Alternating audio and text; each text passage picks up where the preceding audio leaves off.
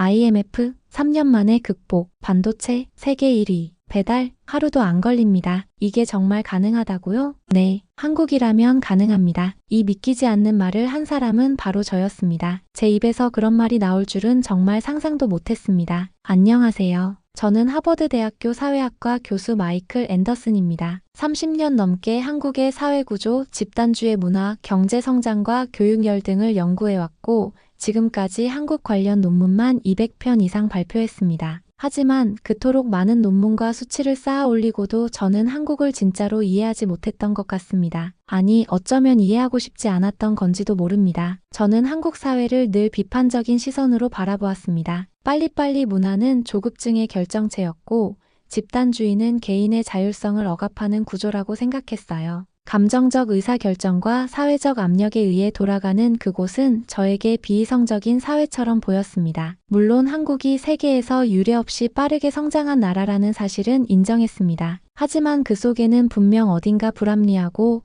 비효율적인 면들이 도사리고 있다고 믿어왔죠. 그런 저에게 운명처럼 기회가 찾아왔습니다. 제 딸 소피아는 현재 다큐멘터리 감독으로 활동 중입니다. 일본에서의 촬영을 마치고 곧 한국으로 넘어간다며 저에게도 함께 와보지 않겠느냐고 했습니다. 때마침 한국에서 열리는 아시아 사회학회의 초청을 받아 강연을 준비 중이었고 연구 차원에서도 한 번쯤은 직접 한국을 보고 느껴보는 것도 의미가 있겠다는 생각이 들었습니다. 그렇게 저는 한국행 비행기에 몸을 실었습니다. 그러나 그 비행이 제 학문 인생을 완전히 뒤집는 여정이 될 줄은 상상도 못했습니다. 한국에 도착한 첫 순간부터 낯선 경험이 시작됐습니다.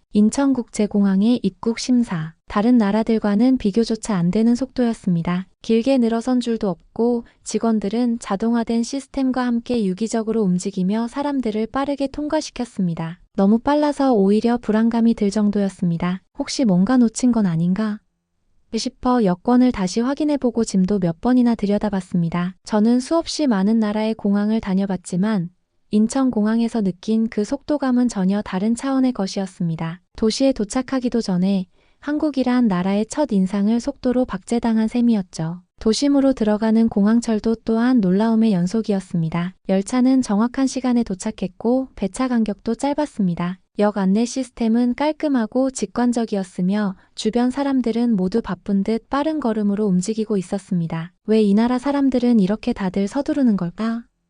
저의 의문은 점점 더 커져만 갔습니다. 소피아가 저를 데리고 간 첫 번째 장소는 강남에 위치한 불고기 전문점이었습니다. 비행기 안에서 간단히 요기만 했던 저희는 제법 배가 고픈 상태였고 소피아는 여기 고기 정말 빨리 나와요. 아빠 놀라지 마세요 라고 농담 섞인 경고를 하더군요. 그 말은 결코 과장이 아니었습니다. 주문을 마친 지 2분도 채 되지 않아 10가지가 넘는 반찬이 쏟아져 나왔고 메인 메뉴인 불고기도 5분이 채 되기 전에 테이블 위에 올라왔습니다. 저는 경악했습니다. 주방에서 미리 만들어 놓은 음식을 데워서 내온 건 아닐까 라는 생각까지 들었어요. 그런데도 음식은 놀라울 정도로 신선했고 맛 또한 훌륭했습니다. 놀라운 건 그 다음이었습니다. 주변 테이블의 손님들은 거의 대부분 15분 안팎의 짧은 시간 안에 식사를 마치고 자리에서 일어나고 있었습니다. 웃으며 대화도 하고 있었지만 그 속도가 익숙한 듯 자연스러웠습니다. 이건 도대체 뭘까? 이게 정말 즐기는 식사인가? 왜 이렇게 다들 빨리 먹는 거지? 저는 혼란스러웠습니다. 서양 사회에서 식사는 단순히 배를 채우는 행위가 아니라 느긋한 대화와 휴식의 시간으로 여겨집니다. 특히 유럽에서는 식사에 2~3시간이 걸리는 경우도 흔하죠. 하지만 이곳에서는 식사라는 행위가 마치 업무의 연장처럼 신속하고 효율적으로 이뤄지고 있었습니다. 이후 근처 카페로 자리를 옮긴 저희는 다시 한번 한국의 속도를 체감하게 되었습니다. 셀프 키오스크로 주문을 마친 후 불과 2분도 채 지나지 않아 음료가 나왔습니다. 더 놀라운 건 그 추운 날씨 속에서도 사람들 대부분이 아이스 아메리카노를 테이크아웃한 채 바쁜 걸음으로 거리를 나서는 모습이었습니다. 그들의 표정에는 피로도 짜증도 없었습니다. 오히려 자연스러운 미소가 얼굴에 깃들어 있었습니다. 마치 이런 삶의 속도가 이들에게는 평범한 일상의 일부인 것처럼 느껴졌습니다. 저는 알 수 없었습니다. 도대체 왜 이 나라 사람들은 이렇게 빠르게 움직이는 것일까? 그들은 정말 이게 행복한 삶이라 느끼는 걸까? 혹시 이건 집단적인 강박이 아닐까? 그때 오랜 시간 함께 연구했던 한국인 동료 박 교수가 카페로 도착했습니다. 그는 제 낯빛을 보더니 웃으며 인사를 건넸습니다. 마이클, 한국의 속도에 좀 놀라셨나요? 다들 그래요. 처음엔요.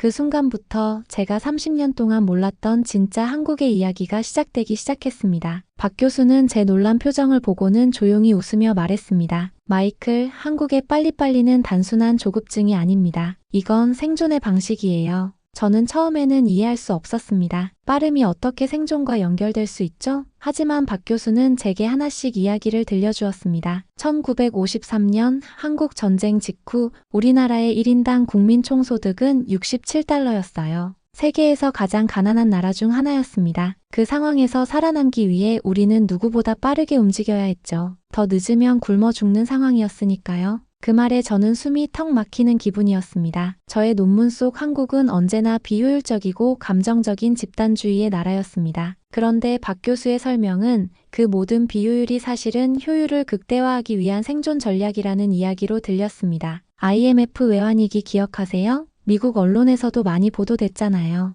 당시 우리는 국민 전체가 금을 모아 국가 부채를 갚았습니다. 누가 시킨 것도 아니었어요. 그냥 당연히 해야 할 일처럼 모두가 나섰죠. 박 교수의 말에 저는 고개를 들 수가 없었습니다. 수치로만 본다면 IMF는 치명적인 경제 위기였고 그 여파는 10년 이상 이어질 거라 전망됐습니다. 하지만 한국은 단 3년 만에 외환위기를 극복했습니다. 그 속도를 가능케 했던 것은 단순한 재정 정책이나 정부의 개입이 아니었습니다. 바로 국민 한 사람 한 사람의 집단적 의지였던 것이죠. 그날 저녁 소피아와 저는 호텔 로비에서 뜻밖의 소식을 들었습니다. 출국 전날 밤 제가 뉴욕에 있는 동료에게 부탁받아 한국에서 구입한 전자기기 하나를 택배로 주문했는데 그 물건이 도착했다는 알림이 온 것이었습니다. 24시간도 지나지 않았습니다. 미국이라면 일주일은 기본인데 한국에서는 이 모든 과정이 마치 숨 쉬는 것처럼 자연스러웠습니다. 소피아는 웃으며 말했습니다. 아빠, 이게 한국이에요. 믿기 어렵죠? 그런데 이런 빠름은 단순한 효율을 넘어서 책임에서 비롯된 거예요. 한국인들은 서로에게 민폐를 끼치는 걸 정말 싫어하거든요. 그 말이 제 가슴에 깊이 박혔습니다. 제가 비판했던 빠름은 누군가에게 뒤처지지 않기 위한 압박에서가 아니라 서로에게 피해를 주지 않기 위한 배려에서 비롯된 문화였던 겁니다. 다음 날 아침 박 교수는 저를 서울 외곽의 한 아파트로 데려갔습니다. 제 딸 소피아가 다큐멘터리 촬영을 위해 미리 약속한 장소였습니다. 문을 열고 들어서자 단정하게 차려입은 세 식구가 우리를 반갑게 맞이해 주었습니다. 그중 한 청년 김민수 씨는 서울대학교 재학생이었습니다. 부모님과 함께 살고 있었는데 그게 저에게는 조금 의외였습니다. 미국에서는 대학에 입학하면 곧 독립하는 것이 일반적이기 때문이죠. 대화를 나누며 저는 충격적인 이야기를 들었습니다. 민수 씨의 부모님은 아들의 학비와 교육을 위해 20년 넘게 고된 일을 하며 한 푼 한 푼을 모아왔다는 것이었습니다. 아버지는 하루 16시간 택시 운전을 하셨고 어머니는 두 군데 식당을 오가며 일하셨다고 했습니다. 공부 잘한다는 소리 들을 때마다 힘든 것도 다 잊혀졌어요. 어머니의 그 말은 단순한 고생의 회상이 아니라 자랑이자 감사였습니다. 저는 조심스럽게 민수 씨에게 물었습니다. 지금은 독립하고 싶은 생각 없으세요? 민수 씨는 단호하게 고개를 저었습니다. 부모님이 저를 위해 그렇게 희생하셨는데요. 저는 오히려 지금부터가 제 책임이라고 생각해요. 열심히 공부해서 좋은 직장에 들어가 부모님을 편하게 해드리고 싶습니다. 지금은 그 준비를 하는 시기예요. 그 순간 저는 또 한 번의 위기를 느꼈습니다. 제 오랜 신념이 무너지는 소리였어요. 저는 항상 서구의 개인주의, 독립심을 높이 평가해왔고 한국의 가족 중심 문화는 오히려 개인의 성장을 억제한다고 믿어왔습니다. 하지만 그날 마주한 가족은 그 어떤 개인보다 강한 공동체였습니다. 가족을 위한 희생이 억압이 아니라 서로를 향한 사랑이자 약속처럼 느껴졌습니다. 그날 저녁 숙소로 돌아오는 길에 저는 잠시 하늘을 올려다봤습니다. 도시의 불빛이 별을 가릴 정도로 밝게 빛나고 있었습니다. 하지만 그 불빛이 더 이상 삭막하게 느껴지지 않았습니다. 그것은 살아남기 위해,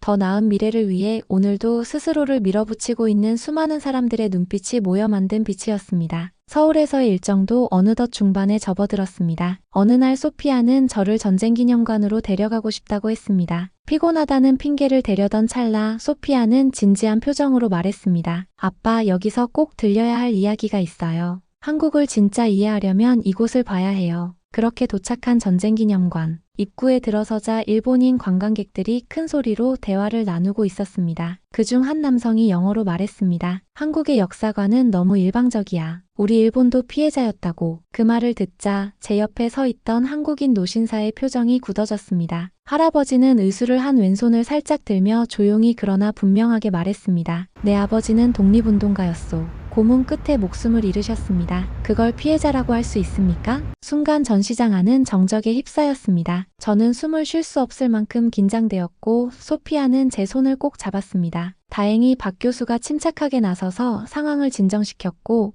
일본인 관광객들은 조용히 자리를 옮겼습니다. 그 순간 저는 깊은 감정의 소용돌이에 빠졌습니다. 지금까지 저는 한이라는 한국인의 정서를 단순한 분노와 억울함으로만 해석해왔습니다. 하지만 이 장면은 제 시야를 완전히 바꾸어 놓았습니다. 한은 그저 과거를 붙잡고 우는 정서가 아니었습니다. 그것은 역사를 되풀이하지 않기 위한 다짐이었고 후세에게 진실을 남기기 위한 책임감이었습니다. 전시관을 돌아보던 중 우리는 우연히 중국에서 온 교환학생 리 웨이를 만났습니다. 그는 당당하게 말했습니다. 한국은 중국의 작은 형제 같은 나라죠. 우리 문화를 많이 받아갔으니까요. 소피아는 조용히 반박했습니다. 그래서 지금 세계가 한국 문화를 열광하나요? K-팝, K-드라마, K-푸드. 지금은 오히려 중국이 한국을 배워가고 있는 거 아닌가요? 리 웨이는 말문이 막힌 듯 고개를 숙였습니다. 저는 그 상황을 조용히 바라보며 생각했습니다. 진짜 문화 강국은 단지 오래된 전통이 아니라 그것을 시대에 맞게 발전시키고 세계와 공감하는 힘을 가진 나라가 아닐까? 그리고 그 순간 저는 하나의 영상을 보게 되었습니다. 1997년 IMF 외환위기 당시